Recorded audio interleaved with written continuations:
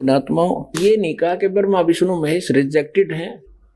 ब्रह्मा विष्णु महेश को हम छुड़वा सकते हैं? हम कोई बालक है? अब कोई ये कहे कि ब्रह्मा विष्णु महेश का हमारी भक्ति से कोई लिंक नहीं है, ये महामूर्ख की बात होगी।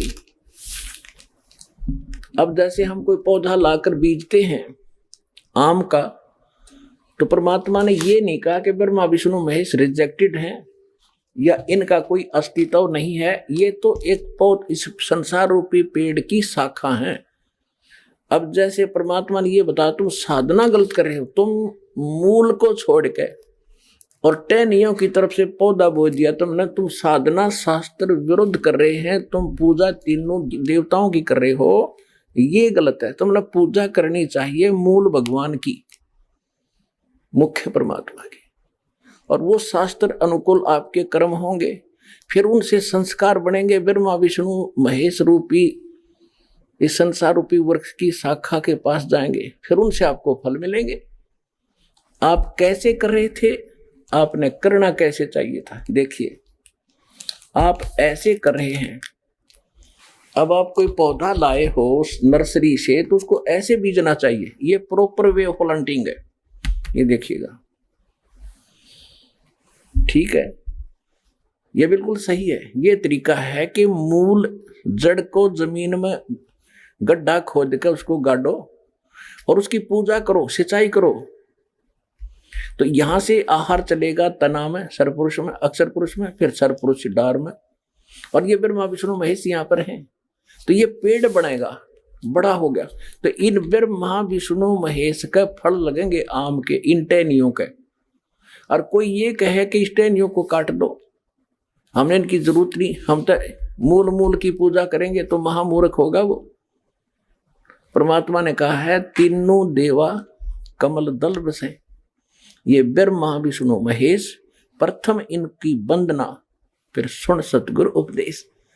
ये तीनों देवता हमारे कमलों के अंदर इनका निवास है।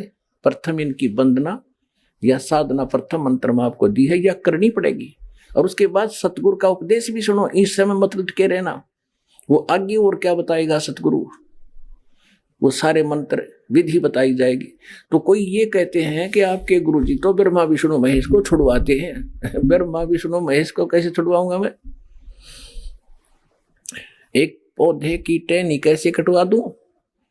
फल इन्हीं को मिलना, लेकिन मिलेगा फल तो यही देंगे, क्योंकि यहाँ के प्रधान है ये, और ये देंगे फल उसको जिसका शास्त्र अनुकूल साधना होगी, उससे संस्कार बनेंगे, उन संस्कारों का वर्कडन ये देंगे।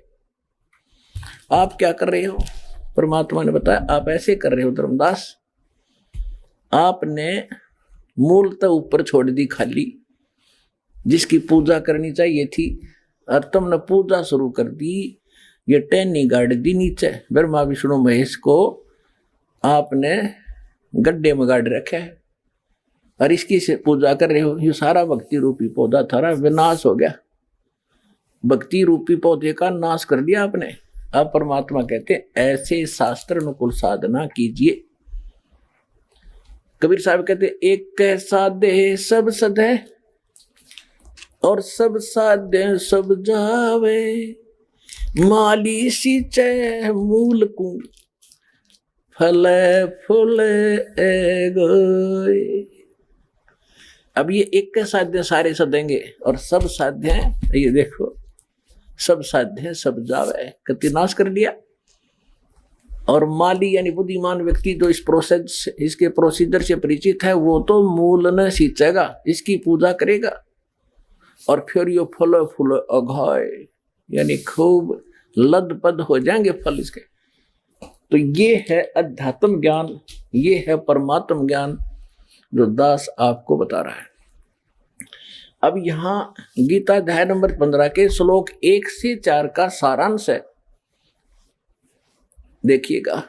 अब गीता पुण्यात्मा आपके ईब समझ में आएगी गीता जी का सारांश क्या है।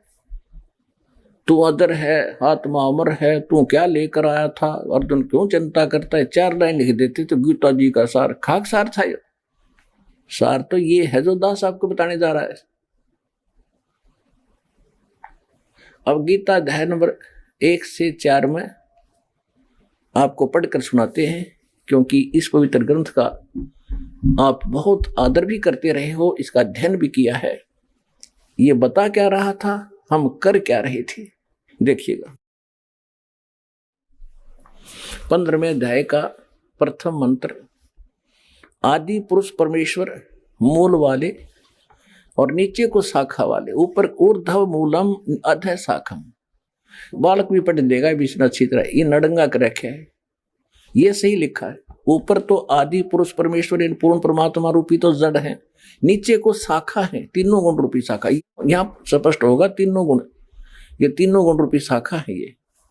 और संसार रूपी वृक्ष अविनाशी कहते हैं, छंदासी जैसे प्रणानी, जो इसके पत्ते आदि छंद हैं, विभाग हैं, यह तम वेद, जो उसको जानता है, अज्ञान रूप अंधकार में छुपे हुए को वेदविद, वो तत्वदर्शी संत, इसका ही अर्थ है।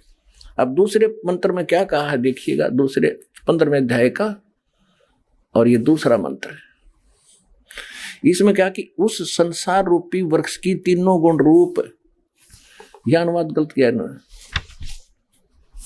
विषय पर वाला शाखा, तीनों गुण रूपी शाखा, अधः माने नीचे, ऊर्ध्व माने ऊपर, ये शाखाएं हैं, ये तीनों कोपल रूपी कोपलों वाली ये तीन शाखाएं समझो, ऊपर और नीचे, सर्वत्र नहीं। ऊपर ब्रह्मलोक में देखो, पृथ्वी लोक पर गीता जी का ज्ञान बोला जा रहा था, ऊपर स्वर्गलोक है, नीचे पाताल लोक, इन तीनों पर ही इनका आधिपत्य है, ब्रह्मा जी, विष्णु जी और शिव जी का। ये देखो एक एक गुण, एक एक विभाग का ऊपर और नीचे फैली हुई है। मनुष्य लोक में कर्मा अनुबंधनी मूलानी है, कर्मों के अनुसार बांधने वाली भी ये तीनों गुण, रजगुण ब्रह्मा सतगुण विष्णु तम गुण शिव जी मुख्य कारण है, जड़ है इसकी।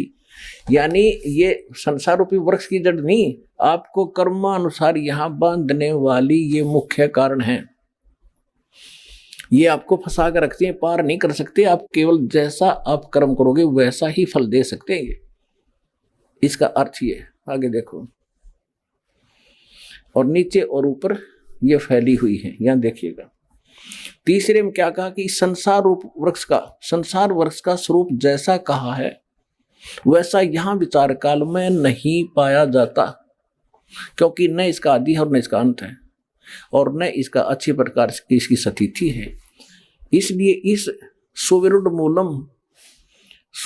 मूलम जिसकी जड़ जो है वो दृढ़ है, अविनाशी पोर्शन है उस परमात्मा के ऊपर के लोक, तो अश्वत्थम संसार रूपी वृक्ष को, पीपल के वृक्ष को दृढ़ेन माने दृढ़, अशंग शस्त्रेन छितवा, इन कह लिख दिया कि वैराग रूप शस्त्र द्वारा काट कर नहीं, तत्व ज्ञान रूपी शस्त्र द्वारा काट कर उसको अच्छी तरह समझ। अब हम यहाँ आएंगे पहले।